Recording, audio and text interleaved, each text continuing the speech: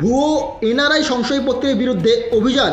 শিলিগুড়িতে ওষুধ ব্যবসায়ী বাড়িতে ইডির হানা। বৃহস্পতিবার সকালে শিলিগুড়ি পুর নিগমের 16 নম্বর ওয়ার্ডের খেলাঘর মোড় সংলগ্ন এলাকার এক ওষুধ ব্যবসায়ী সহদেব ঘোষের বাড়িতে ইডি আধিকারিকরা হানা দেন।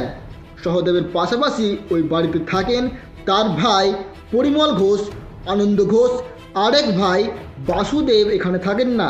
ইডি সূত্রে খবর, রাজ্য জুড়ে ভুয়ো এনআরআই সংশয়পত্রের বিরুদ্ধে যে অভিযান চালানো হচ্ছে তার অংশ হিসেবেই শিলিগুড়িতে তদন্তে আসেন কেন্দ্রীয় সংস্থার আধিকারিকরা। বিদেশে বসবাসকারী ভারতীয়দের সন্তানদের জন্য মেডিকেল কলেজে ভর্তির জন্য নির্দিষ্ট আসন থাকে। সূত্রের খবর, বেশ কিছু ছাত্রছাত্রী এনআরআই কোটার সুযোগ নিতে ভুয়ো সংশয়পত্র জমা দিয়েছিলেন। ইডির আধিকারিকরা মনে করেন এটি জালিয়াতি একটা বড় চক্রে জড়িত, যার মোটা টাকার বিনিময়ে এই ধরনের ভুয়ো সংশয়পত্র তৈরি করত।